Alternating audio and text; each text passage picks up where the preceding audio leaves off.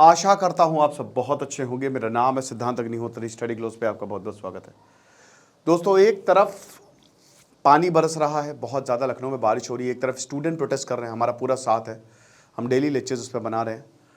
और इस सब तीसरी तरफ इजराइल और हमास का दी एंड आ गया है, मुझे ऐसा लग रहा है। देखिए, पिक्चर शुरू हुई 8 अक्टूबर को, बहुत एक्शन, फिर उसके बाद बीच में पिक्चर चली, लेकिन अब मुझे लगता है क्लाइमैक्स आ गया है।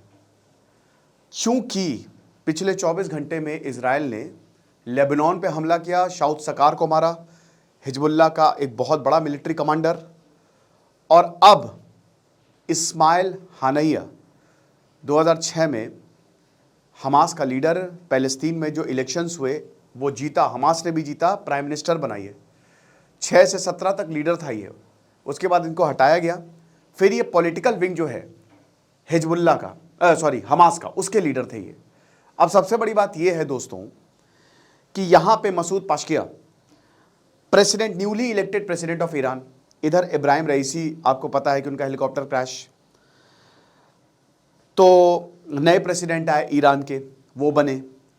लेकिन एक बहुत खतरनाक बात ये हो गई, ईरान के तेहरान में इनकी प्रेसिडेंशियल सेरेमनी थी, नितिन गडकरी जो है वो भी गए हिस्सा लेने।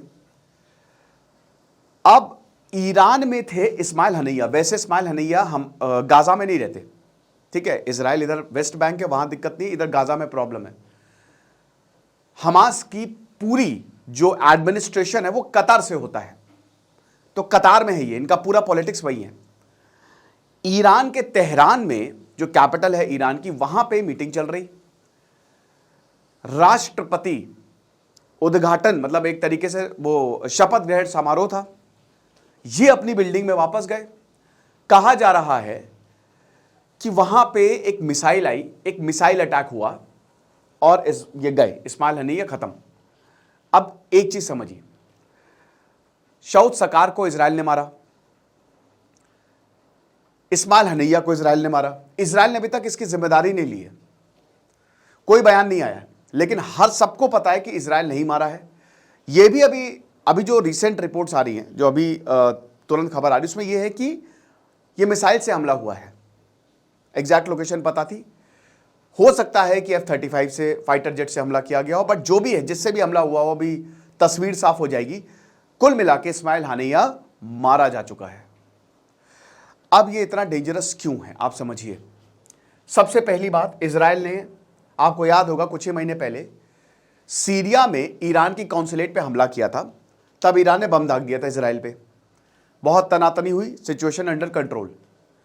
अब ईरान चुप नहीं बैठेगा। ईरान ने सीधा सीधा ये बोल दिया है कि भाई, तुमने हमारे घर में हमको घुस के मारा है, तुमने हमारी सॉवरेनिटी का, हमारी संप्रभुता का उल्लंघन किया है, हमारी जमीन पे तुमने घुस के मारा है, हम तुमको छोड़ेंगे नहीं, हमारे राष्ट्रपति का समारोह था, हम तुमको छोड़ेंगे नहीं। सेकंड, हिजबुल्लाह जो कि लेबनान में है, उसने ऑलरेडी कह दिया है कि भैया हम मारेंगे तुमको।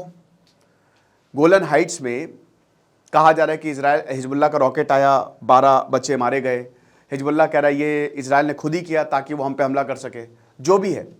लेकिन हिजबुल्लाह पे, लेबनान पे, बेरूत जो कैपिटल है लेबनान की, वहां अटैक किया, वहां पे अटैक किया, बता रहे साउथ सरकार मरा, सिविलियन एरिया था। इजराइल रुक नहीं रहा है। इजराइल ने, ये 5वां देश है जिस पे हमला कर दिया है। यमन तो था ही, फिलिस्तीन, सीरिया, लेबनान और ईरान। तो एक तरीके से आने वाला समय, अगले 24 घंटे, 48 घंटे बहुत अहम होने वाले हैं। ये वॉर में तब्दील होगा, हो सकता है ना भी हो, बट एक बहुत बड़ी रीजनल कॉन्फ्लिक्ट। अब ईरान, देखिए, कोई भी, ईरान भी वॉर नहीं चाहता, नोबडी वांट्स वॉर। अमेरिका बिल्कुल नहीं चाहता, क्योंकि अमेरिका में इलेक्शन है, और अगर इजराइल वॉर में जाएगा तो अमेरिका को साथ देना ही पड़ेगा, उसके पास कोई चारा नहीं है। तो अमेरिका भी बिल्कुल इसको अवॉइड करना चाहता है। लेकिन यहां पे इजराइल बिल्कुल अवॉइड नहीं करना चाहता। इजराइल कह रहा है हम मारेंगे। एक्चुअली क्या है कि एक एक्सपर्ट ये भी कह रहे थे कि बेंजामिन नेतन्याहू, अगर इलेक्शन हुए तो बेंजामिन नेतन्याहू हार जाएंगे, तो वो चाह रहे हैं कि वॉर ज़्यादा लंबे समय तक जाए। जो भी है, हमले हो रहे हैं ताबड़तोड़, इजराइल हमले करता जा रहा है। ईरान डेफिनेटली जवाब देगा, हाई लेवल मीटिंग बुलाई गई है, और हालात इस समय बड़े नाजुक बने हुए हैं। यह खबर है। कोई भी अपडेट होगा मैं आपको ज़रूर बताऊंगा। हमारा जो 10,000 MCQ का कोर्स है उसको आप ज़रूर अवेल करें दोस्तों, आपको बहुत ज़्यादा फायदा होगा। Thank you so much.